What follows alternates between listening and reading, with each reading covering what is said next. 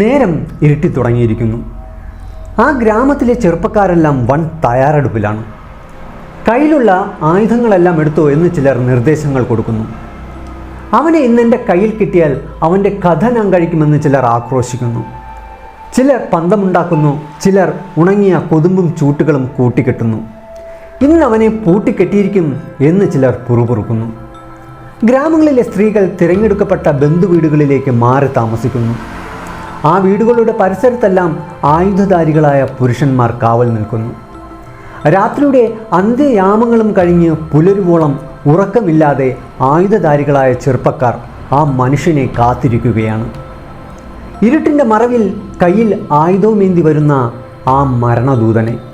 1985-86 കാലഘട്ടങ്ങളിൽ കണ്ണൂർ, കോഴിക്കോട്, കാസർഗോഡ് ഭാഗങ്ങളിലെ ഗ്രാമങ്ങളിലെ രാത്രികൾ ഏതാണ്ട് ഇങ്ങനെ തന്നെയായിരുന്നു. രാത്രിയിൽ ഏതെങ്കിലും കുഞ്ഞ് കരഞ്ഞാൽ ഉടൻ തന്നെ അമ്മ ആ കുഞ്ഞിനോട് പറയും, മക്കളെ കരയരുത്, റിപ്പർ വന്ന് തലക്കടിക്കും.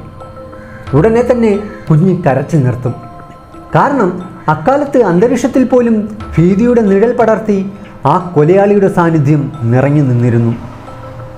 അതെ, രാത്രിയുടെ യാമങ്ങളിൽ മനുഷ്യനെ ചുറ്റികയ്ക്ക് തലക്കടിച്ചു കൊന്ന് ആ കൊലപാതകത്തിൽ ഉന്മാദം കണ്ടെത്തിയിരുന്ന റിപ്പർ ചന്ദ്രനെ പിടികൂടാനാണ് അക്കാലത്ത് വടക്കൻ മലബാറിലെ ഗ്രാമങ്ങളിലെ യുവാക്കൾ ആയുധങ്ങളുമായി രാത്രി കാത്തിരുന്നിരുന്നത്. കേരളം കണ്ടിട്ടുള്ളതിൽ വച്ച് ഏറ്റവും ക്രൂരനായ സീരിയൽ കില്ലറായ ഒരു കൊലപാതകിയായിരുന്നു റിപ്പർ ചന്ദ്രൻ. രാത്രി ഏറെ വൈകിയാണ് ചന്ദ്രൻ തെരുവിലേക്ക് ഇറങ്ങുക. കയ്യിൽ ഒരു കനത്ത ചുറ്റികയും അദ്ദേഹം കൂടെ കരുതിയിട്ടുണ്ടാകും. പകൽ താൻ കറങ്ങി നടന്ന് ലക്ഷ്യം വെച്ച ഗ്രാമങ്ങളിലേക്ക് നടന്നു പോകും. അവിടെ അടച്ചുറപ്പില്ലാത്തതും പെട്ടെന്ന് വാതിൽ തുറക്കാൻ കഴിയുന്നതുമായ വീടുകളിലേക്കാണ് ചന്ദ്രൻ കടന്നു ചെല്ലുന്നത്. പകലിലെ തൻ്റെ അലച്ചിലിനിടയിൽ അദ്ദേഹം ആണുങ്ങളില്ലാത്ത വീടുകൾ പ്രത്യേകം നോട്ട് ചെയ്യും. അതാണ് അദ്ദേഹത്തിൻ്റെ ലക്ഷ്യസ്ഥാനമെന്ന് അദ്ദേഹം മനസ്സിലുറപ്പിക്കും. അടുക്കളയിലുള്ള ജനാലയിലൂടെയോ കതകിൻ്റെ വിടവിലൂടെയോ അദ്ദേഹത്തിൻ്റെ വൈദഗ്ധ്യം ഉപയോഗിച്ച് വാതിലിൻ്റെ കൊളുത്തിളക്കി ഒട്ടും തന്നെ ശബ്ദമുണ്ടാക്കാതെ വാതിൽ തുറന്ന് അകത്തേക്ക് കടക്കും. പിന്നെ അദ്ദേഹത്തിൻ്റെ ലക്ഷ്യം ആ വീടിൻ്റെ കിടപ്പറയാണ്. കിടപ്പുമുറി കണ്ടെത്തി കഴിഞ്ഞാൽ അദ്ദേഹം അവിടെ കിടന്നുറങ്ങുന്ന സ്ത്രീകളെ കുറച്ചു നേരം നോക്കി നിൽക്കും. ശേഷം തൻ്റെ കയ്യിൽ കരുതിയിരിക്കുന്ന ഭാരമുള്ള ചുറ്റികയെടുത്ത് തലയിലേക്ക് ആഞ്ഞടിക്കും. അടികൊണ്ട് ആ സ്ത്രീ ഒന്ന് നിലവിളിക്കാൻ പോലുമാകാതെ ഒന്ന് പിടയ്ക്കും. മരണത്തിനും ജീവനുമിടയിലെ ചെറിയൊരു ഞരക്കവും മൂളലും മാത്രം ഉണ്ടാക്കാനുള്ള ശേഷിയെ ആ പാവത്തിന് പിന്നെ ഉണ്ടാകും. ആ മൂളലും ഞരക്കവും രക്തവും നിലാവും അദ്ദേഹത്തെ ഉന്മാദത്തിൻ്റെ പരകോടിയിലേക്ക് എത്തിക്കും. അത് അയാൾക്കൊരു ലഹരിയാണ്.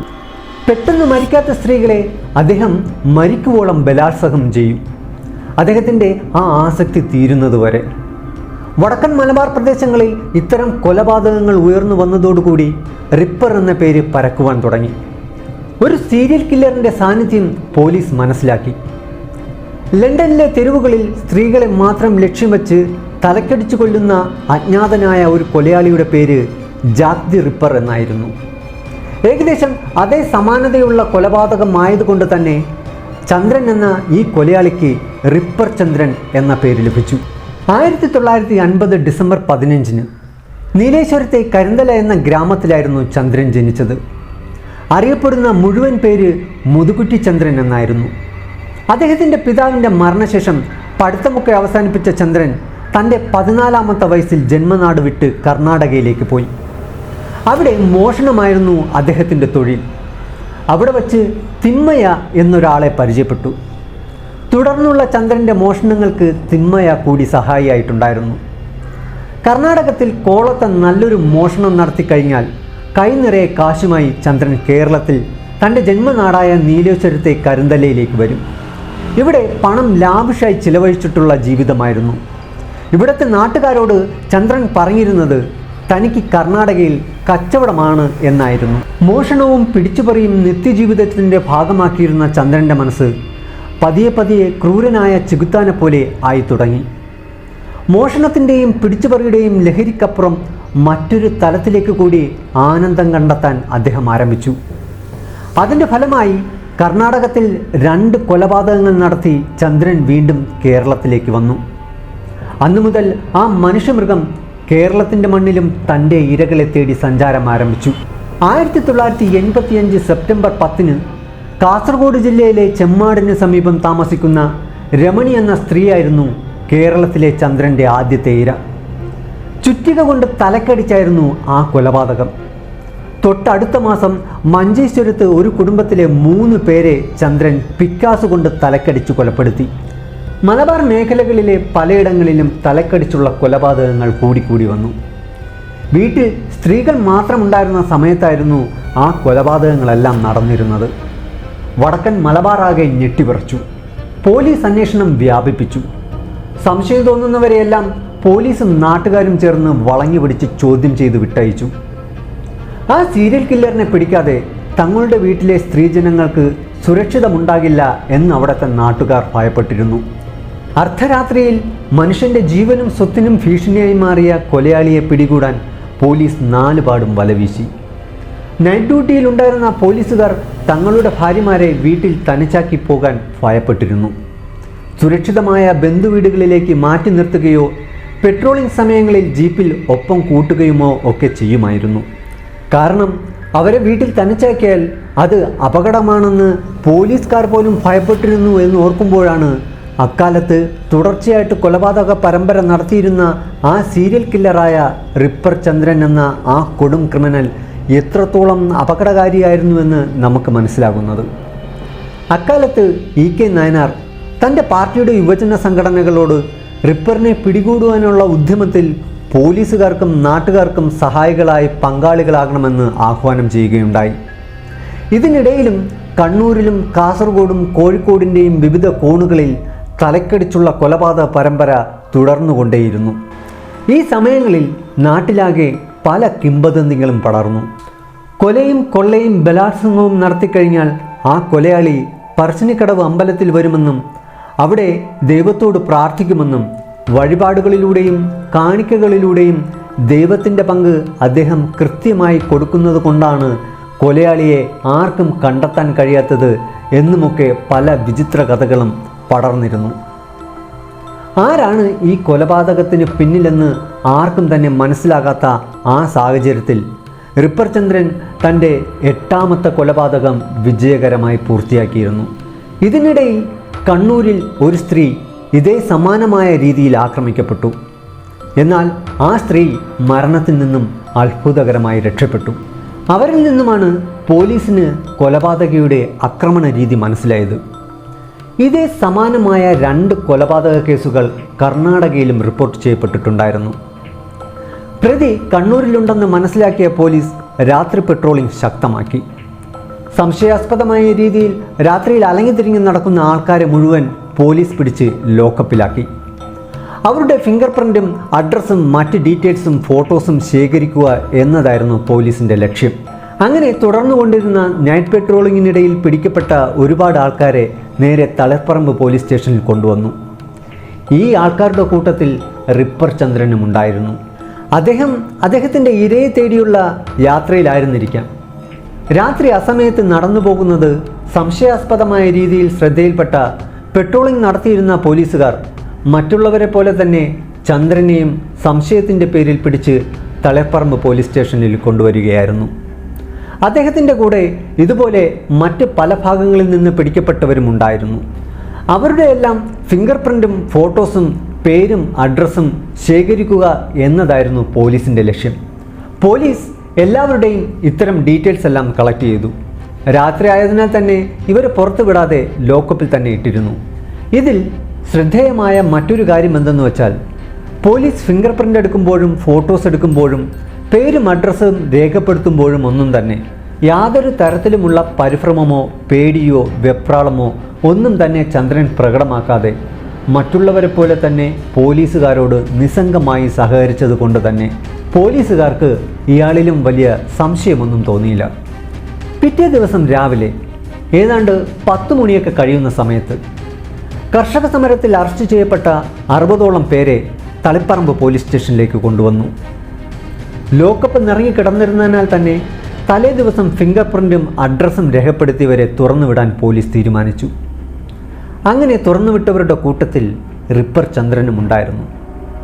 ഈ സംഭവം കഴിഞ്ഞ് 24 മണിക്കൂറിനുള്ളിൽ തന്നെ റിപ്പർ ചന്ദ്രൻ്റെ 13ാമത്തെ കൊലപാതകവും നടന്നു.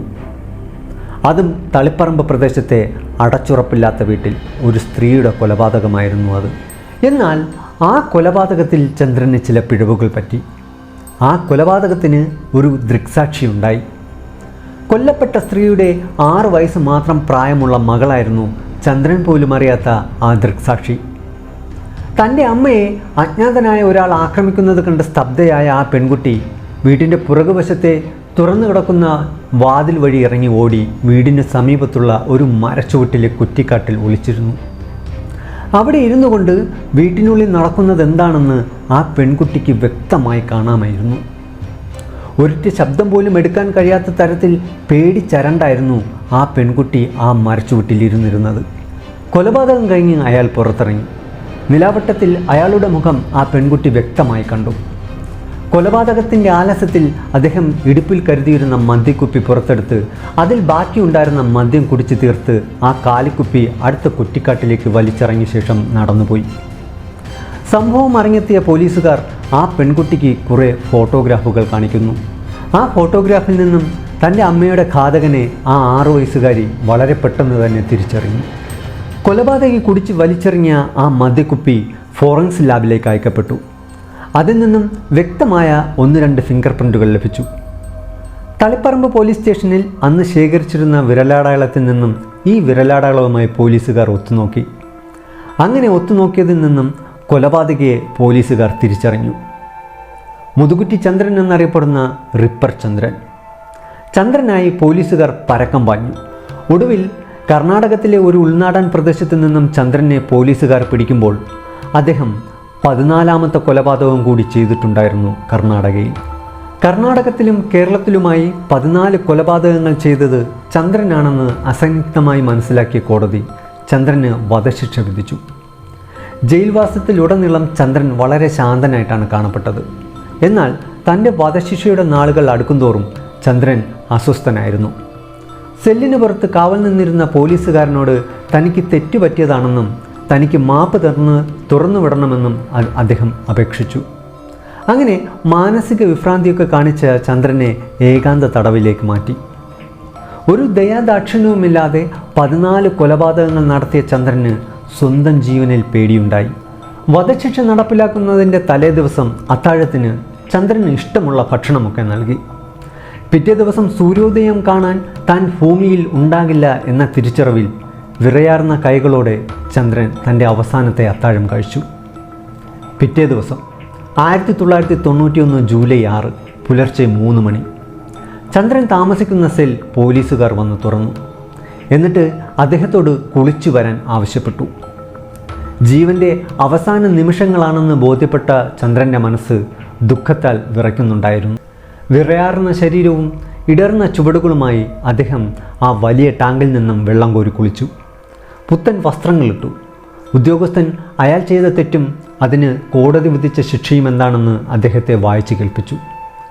രജിസ്റ്ററിൽ വിരലടയാളം പതിപ്പിച്ച ശേഷം ഒരു ഡോക്ടർ ഭാരപരിശോധനയും മെഡിക്കൽ ചെക്കപ്പും പൂർത്തിയാക്കി. അവസാനമായി ഒരു ഗ്ലാസ് ചായ ചന്ദ്രന് കൊടുത്തു. മരണത്തിന് തൊട്ടു മുമ്പുള്ള നിമിഷങ്ങളാണെന്ന് ബോധ്യമുള്ള ചന്ദ്രൻ മനസ്സില്ലാ മനസ്സോടെ ഒരൽപ്പം ചായ കുടിച്ചു. ശേഷം ചന്ദ്രൻ്റെ 2 കൈകളും പുറകിൽ കൂട്ടിക്കെട്ടി കഴുമരത്തിനടുത്തേക്ക് നടത്തിച്ചു. കഴുമരത്തിന് മുന്നിലെത്തിയ റിപ്പർ ചന്ദ്രൻ നിസ്സംഗതയോടെ ആ കഴുമരത്തിലേക്ക് നോക്കി നിന്നു. അധികം വൈകാതെ തന്നെ കറുത്ത തുണി കൊണ്ട് ചന്ദ്രൻ്റെ മുഖം മറയ്ക്കപ്പെട്ടു.